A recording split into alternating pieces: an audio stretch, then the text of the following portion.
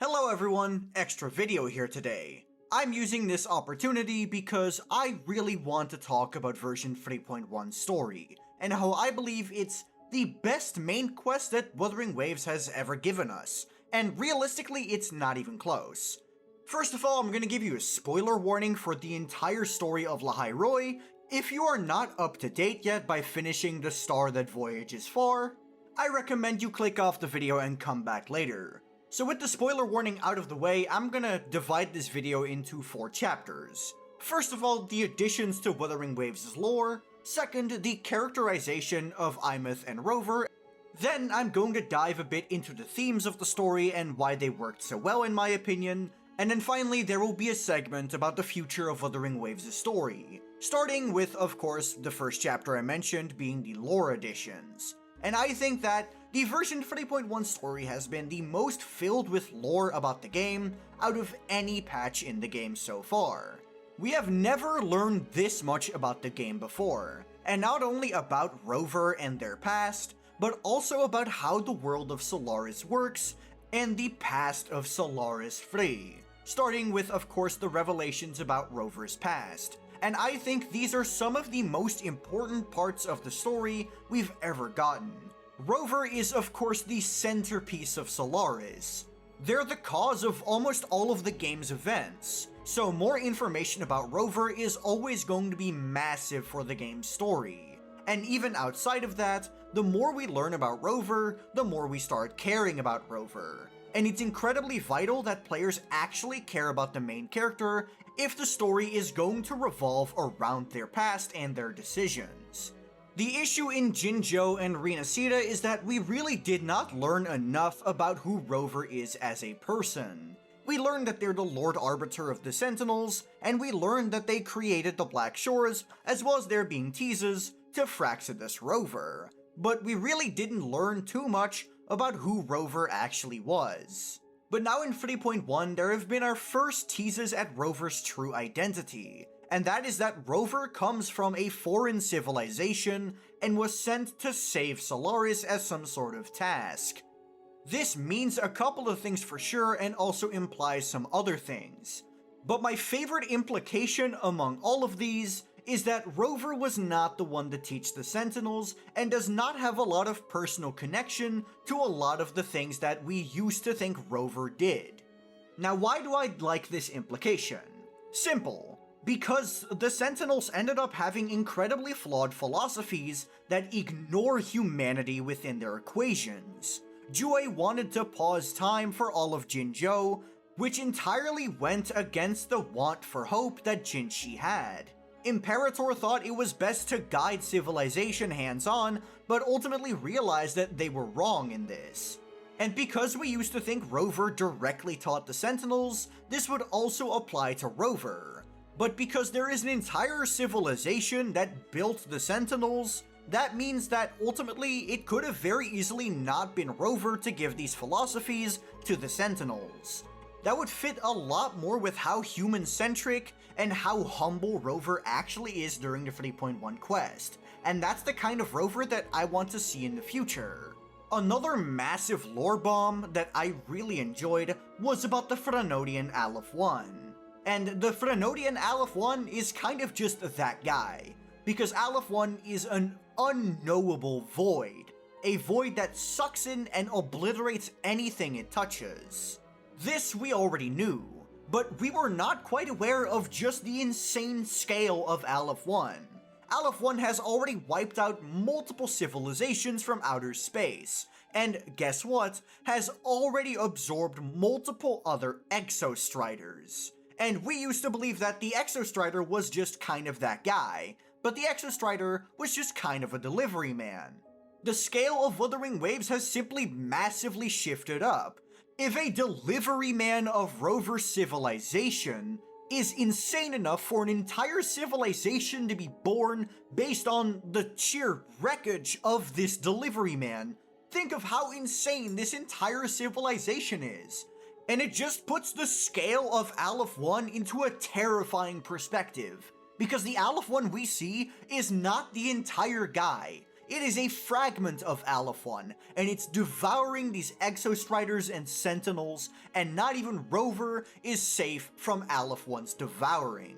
And that's just a fragment of the guy. Think of the entire Aleph 1. Is that not ridiculous?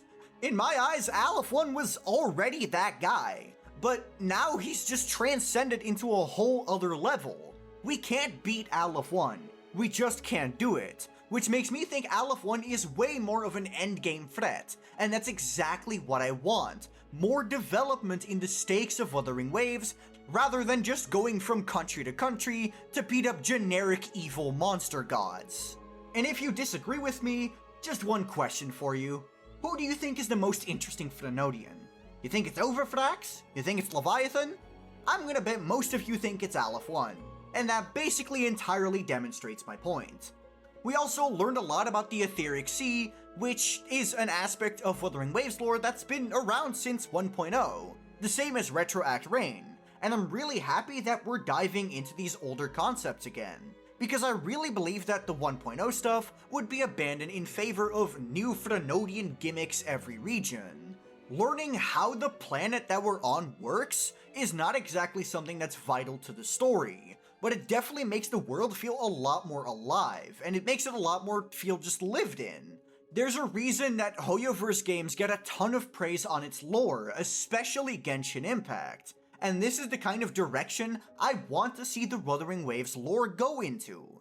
Ever since Filova, Wuwa's story has been incredibly based around its characters, and I do think that's a good direction. However, for those that don't like the characters involved, there still needs to be something for you to look forward to when you go into a main quest, and that's what lore provides. Someone with interest in a world will always be happy to learn more new stuff about this world, and that's exactly what 3.1 did. So now that I'm done talking about the new lore additions, I would like to talk about the characterizations of Aemeath and Rover.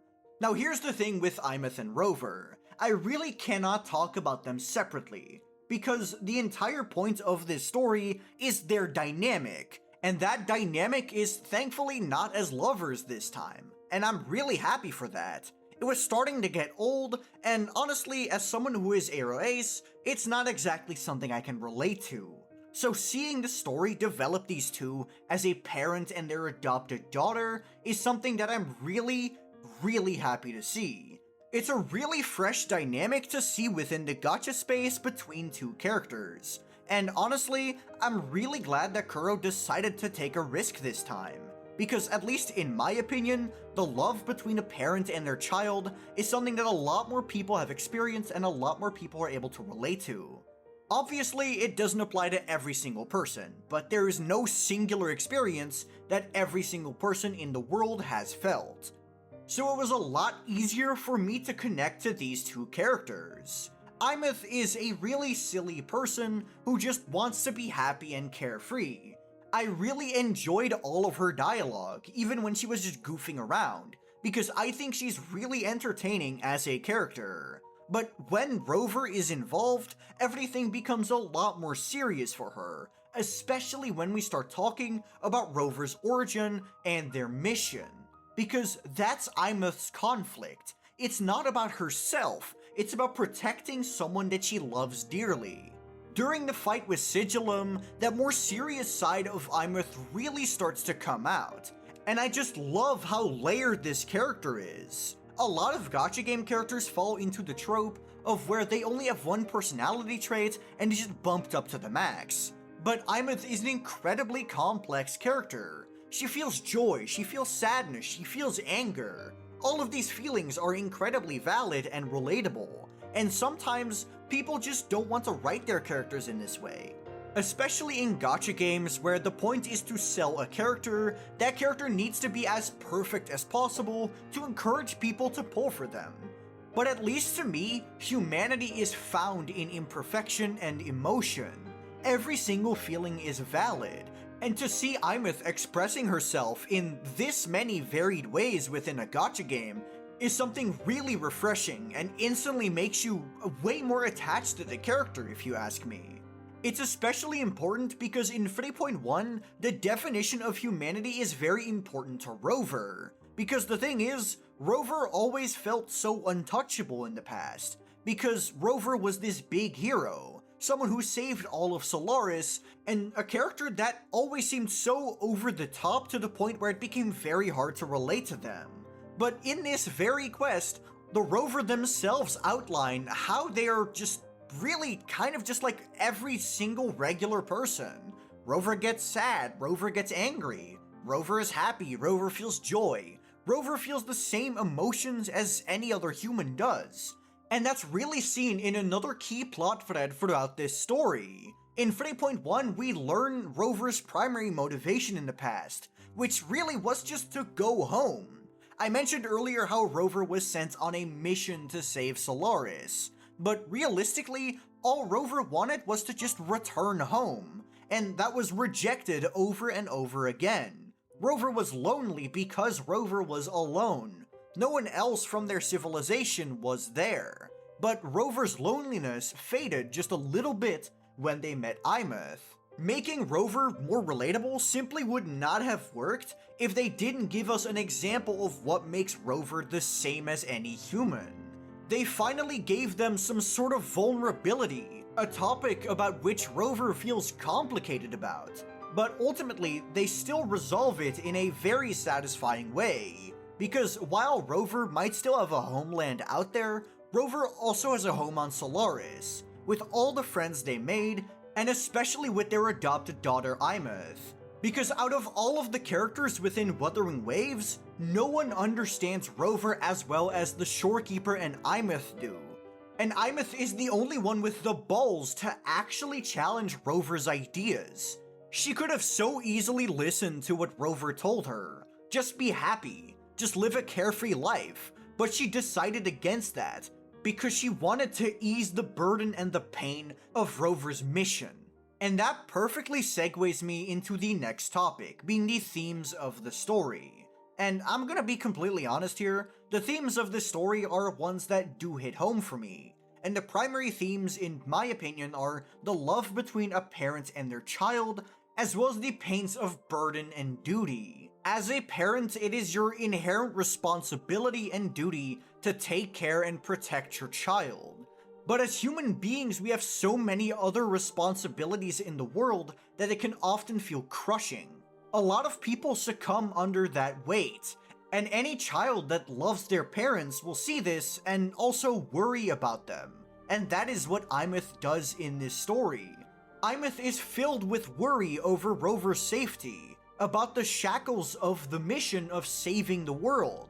Aemeath took the mission upon herself to save the world in order to make things easier on Rover. Because as a child, it was very easy for Aemeath to see that even Rover, their parent in a way, still had their vulnerabilities and their weaknesses. Every time Rover's mission of saving the world is mentioned, Aemeath instantly becomes protective, because there's no one in the world that matters more to her than Rover. Just like how for a lot of people, no one will ever really be able to stand above their parents in terms of how much they love them. Aemeath was willing to sacrifice her own future and her life in order to just make Rover's life easier. But in doing this, she also felt the weight of their mission, and she ultimately deemed them as shackles. To her, it was nothing more than a burden, because in her eyes, the mission was given by people that don't care about Rover in the slightest way. So ultimately, what was the point even of saving the world other than to just make her adoptive parent happy? Outside of what Rover wants, this isn't a mission that particularly matters to Aemeath, but she still took it upon herself anyway to lift the burden of her parent. Because parents love their children, they want to protect them from harm, and protect them from every bit of worry, and thus they want their children to not have to worry about them. But it's inevitable that children will eventually worry about the well-being of their parents, and that's what Rover is trying to prevent here. When Aemeath sacrifices herself to stop Aleph 1, Rover tries to stop her, because in Rover's eyes, Aemeath is trying to lift a burden off of Rover that should be Rover's to deal with. But there comes a time in every parent's life where they have to accept that their children are all grown up, and that their children are able to make decisions for themselves. So when they decide to help their parents will instinctively try to protect them, because ultimately parents don't want their children to suffer. But they've already made up their mind, because ultimately, suffering the burden of their parents does not even compare to the love they feel for them and the years that their parents have cared for them. To Aemeath, this sacrifice is obvious, because when her own parents died, Rover was there to save her and take care of her. So Rover took up a burden in order to raise Aemeath. And now Aemeath is here to lift part of the burden that Rover feels to save Solaris, by making a sacrifice of her own. Now with my tangent about the story's themes out of the way, I want to talk a bit about the story for Wuthering Waves in the future, and why I think it's incredibly important for us to really say how much we like this quest. Kuro Games does look at our feedback, but it takes them a long time to develop these versions. So even if you don't see them instantly implementing your feedback, just know that there will be a time where it comes. So if we all band together and say how much we like this story, it's very easy for Kuro to see that they should continue in this direction. Obviously, it's also going to reflect in the sales numbers, and Kuro is going to want to replicate what worked while fixing the things that didn't. And thus, it's incredibly important for Kuro Games to know that this is the style we want to see going forward. This is the level of character depth that we want from our characters, and this is the level of world building that we want from Solaris. I especially feel incredibly vindicated. I'm somewhat of an optimist, so when I played the other story chapters in Wuthering Waves, I saw all of its flaws, but I also saw all of the good things they were doing and the things they should expand upon. So even though many people ridiculed Wuthering Waves' story online, both in and outside of the community, I still stayed hopeful that the story would one day improve and become something truly special. And now that we've reached that point, I feel incredibly happy for it to also be my favorite character in the game who gets this treatment. The story of Wuthering Waves always had potential, and I saw that as early as 1.1. So I honed in on that potential. I wanted to see it truly blossom into a special story that everyone can agree was good, and now we've finally reached that point. So hopefully, Wuthering Waves will be here for everyone, moving towards our shared future while leaving the past behind. That'll be all from me. Peace.